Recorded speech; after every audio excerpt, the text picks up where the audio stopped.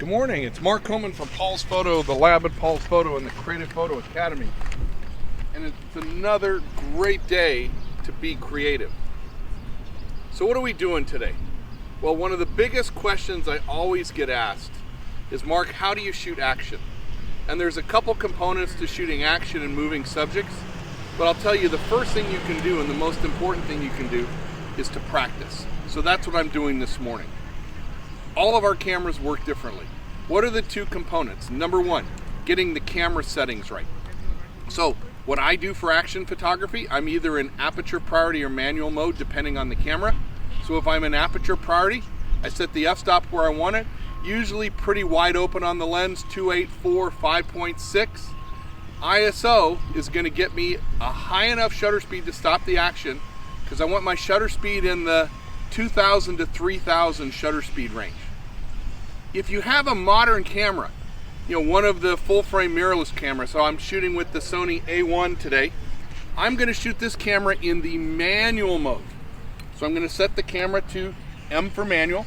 I'm going to set the shutter speed to 3,000th of a second, f-stop 8, and I'm going to let the ISO be automatic.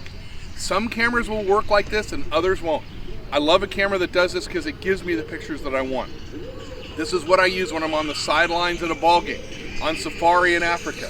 All of those settings are done using this technique. Manual mode, manually set the shutter speed where I want it, manually set the f-stop where I want it, and let the ISO be automatic. What's the second component? The focus. And this is where you've really got to practice because every camera focuses differently.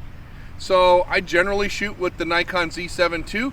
I've practiced with the Canon R5 and now I'm practicing with the Sony A1 because you have to learn how these cameras focus.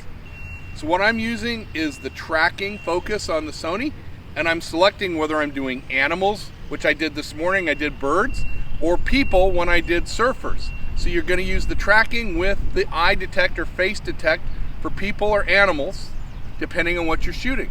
Then I'm in continuous autofocus and I'm locking on using back button or AF on, locking on the subject and then letting the camera track the movement of the subject. That's what you need to practice. Get out, try it. If you need help with that, come on down to Paul's Photo. We'll be glad to help you. We'll get you set up. We'll help you with your camera. Now granted guys, you know that the older cameras don't do as good a job at this. The modern cameras do a much better job at tracking the subject and getting the action. Mark Coleman from Paul's Photo, the lab at Paul's Photo and the Creative Photo Academy. Let's get out, let's practice, let's be creative and capture some action today.